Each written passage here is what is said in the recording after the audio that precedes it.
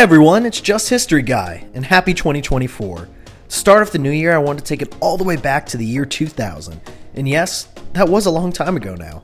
But before I get started, I wanted to share some exciting news. Because of all the support you have given, I've been nominated as YouTuber of the Month by last month's winner, Upper Nimbus. So a huge thanks to everyone.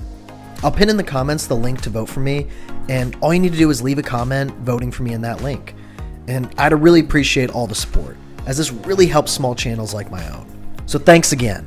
But getting into why we are here, my personal top 10 games, well, kinda 11 of the 2000s decade. Let's start it off with an honorable mention, Ys Origin. Okay, the reason for this honorable mention is because of the particular rules I have for this video, which is it must have come out within the year 2000 through 2009. And, well, this game did do that in 2006, but did not worldwide or in English till 2012, and not to consoles till 2017 as it was on Windows. But the game is darn good, so it gets an honorable mention spot. Ys Origin is an action JRPG and a prequel to the long-running Ys franchise, with 3 different playable character campaigns and releasing on the Vita, Nintendo Switch, PS4, and 5. There's plenty of ways to play this game. And if you want to know a little bit more, you can check out my video review that's on the channel, or I'll leave a link in the description. Now, for the official top 10. We start with my favorite and probably most nostalgic Pokemon games, Pokemon Soul Silver and Heart Gold from 2009. Because come on, the list had to have some Pokemon game. They're titans of the industry. Now, you know what these games are. They're Pokemon games, and they're darn fun, with I think the best region to explore out of all Poke games I've ever played being this one. And while they don't have the best starters of all time, being that my main man Piplup isn't in it, but they do have Cyndaquil, who's pretty great. And I transferred Piplup into the game, so it all works out for the best. But moving on, we have 2007's Fire Emblem Radiant Dawn. This game is a great and compelling game with both its narrative and its strategic gameplay. And while I could be wrong, it may have been the first strategy RPG game I ever played, so it has a little bit of a special place in my heart. The story takes place 3 years after the events of its predecessor, Fire Emblem Path of Radiance for the GameCube, which you absolutely don't have to play first, but you should check out as well because I've heard some great things about it. Now, as my first ever Fire Emblem game, it was a great introduction to the franchise, as while it may technically be a sequel, it was still very nice for beginners. The game delves into themes of prejudice and political intrigue and the cost of war. The narrative is definitely something that could be adopted into many different mediums and still succeed.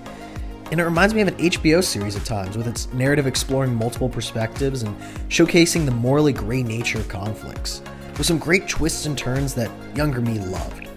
Honestly, it's a heck of a game that you should immediately check out. Now, let's move on from Nintendo for a sec. Kinda. Next is Skies of Arcadia for the Sega Dreamcast. And the GameCube. Okay, it has some Nintendo, and yes, I played it on the GameCube, but it doesn't matter, it's still here, and it's great. Skies of Arcadia from 2003 has a timeless story that elevates it to the rank of classic JRPGs. The story revolves around as they navigate the expansive skies, uncovering ancient mysteries and combating the oppressive empire. Honestly, the exploration and just the crazy cool airship makes this a game to play. With floating islands and memorable backstories, the graphical era in which it was created does not hold the game back at all, as the heart and soul of this game is the storytelling and gameplay. Here we are, a favorite PSP and tactical RPG of mine, Jeanne d'Arc. Developed by Level 5 of Ni no Kuni and Professor Layton fame, and a game that just feels like an awesome classic anime. The game combines historical moments with fantasy and follows the story of Jeanne d'Arc, a young girl who becomes a legendary figure in the 100 Years' War. The game has fantastic depth and replayability with solid gameplay mechanics and strategic battles with good character progression. The game encourages experimentation with characters' classes and skills, which provides great replay value on a second playthrough with some decent secrets to find. The game still looks beautiful today, even as a PSP game from 2007, with some amazing animated cutscenes that feel like a Studio Ghibli film. You can see how Level 5 would later develop the Ni no Kuni games, and this classic of theirs should not be missed. 2005's Dragon Quest VIII. Now, I've talked about Dragon Quest VII in the past, but it's taken me till now to talk about 8.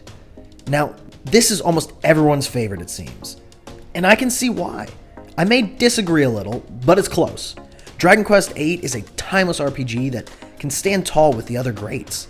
The game boasts a captivating story that follows the hero and his companions on a quest to thwart the evil sorcerer.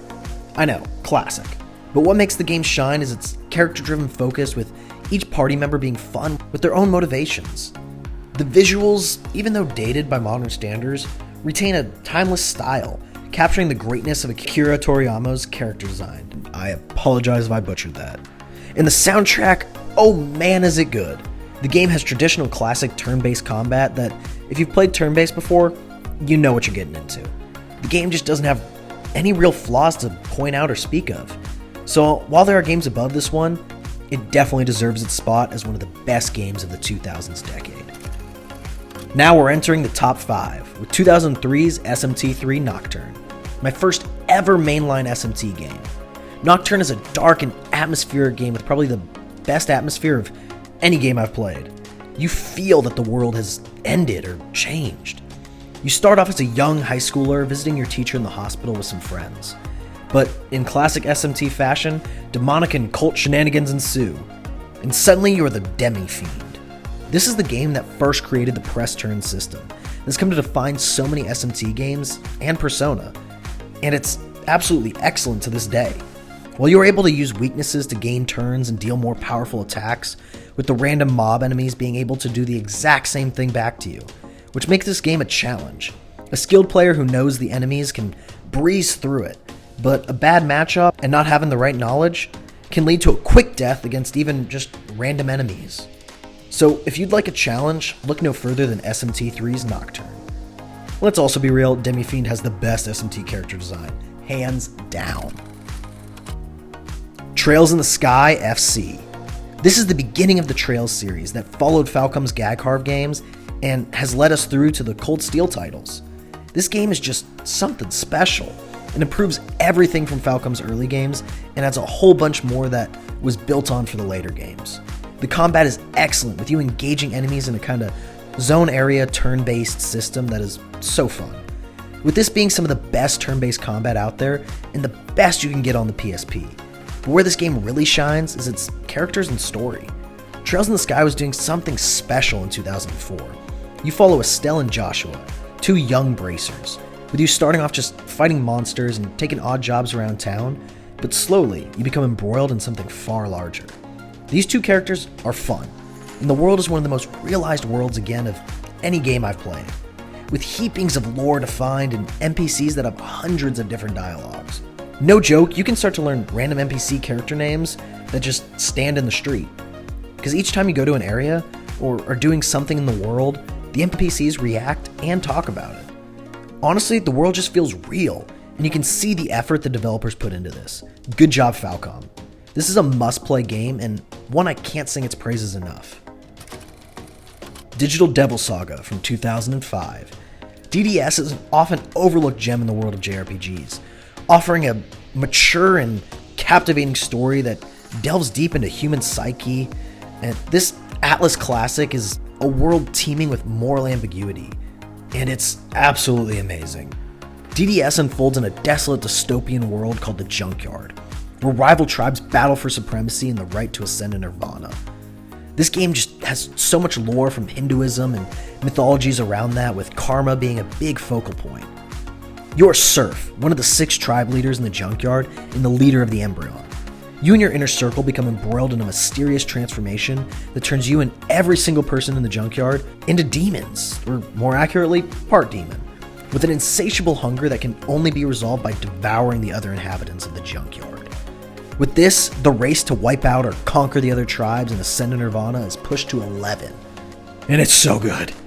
The game also holds the excellent turn-based battle system that I talked about in Nocturn, with I think it being even better in this game. The characters are also some of the best of any game, especially in this era, with them all being super dynamic and changing a lot. I don't want to spoil any more, but if you want a little more in-depth review, you can check the video review out on my channel. Now, for number 2. I was going to say Final Fantasy X from 2001, as this game is just amazing, with a super cool world and the most memorable love story in Final Fantasy, with Yuna and Titus, or Titus, however you say it. But while writing this down, I realized, that Final Fantasy IX came out in 2000, which qualifies it for this list. So I have a conundrum here. But in this exact moment right now, I'm giving it to Final Fantasy IX, as it's just the epitome of what I call classic Final Fantasy. This is a true fantasy world, if I have ever seen one, with the entire party being memorable and lovable. Zidane and his friends get way in over their heads, with a few even starting as kinda enemies, but them all coming together for this excellent narrative. Also, this game has Vivi, and who doesn't love Vivi? So, kinda bumps it up. When I think Final Fantasy though, this is the game I think of. Nothing else screams it more to me. So if you haven't gotten around to the PS1 and older FFs, I can think of no better place to start than Final Fantasy IX. Also, the music is freaking excellent. Now, for my favorite game of the 2000s, and my favorite game of all time, for those of you who have been here a long time, you know what it is. It's Atlas' 2008 classic Persona 4 for the PS2. The game that introduced me to not only the Persona series, but JRPGs as a whole. Persona 4 is the game that created my love for gaming, and this channel would not exist without it. Now, as I've said before, this is a 10 out of 10 game to me, with excellent characters that you get to know so well that they feel like old friends by the time you finish the game. I mean, I bought this game digitally and on the PS3, then the Golden Edition for Vita, and then physically on the PS2, as it's my favorite version. That's 3 times I bought this game, and it just got a physical edition on Switch. So, time for round 4. Woo, let's go. Please don't judge me. I love the murder mystery story of this game, and how the characters are so fleshed out, that I can make a whole video on just some of the side characters. The main villain's motives are also so simple and evil that it makes sense for him in its own crazy way, and he's one of the best villains from any game, I think. Persona 4 is just a game that grabbed you and will never let you go. If you haven't experienced it yet, please do, and that goes for every game on this list, as they are all absolute classics that deserve love. And with that, thank you so much for watching.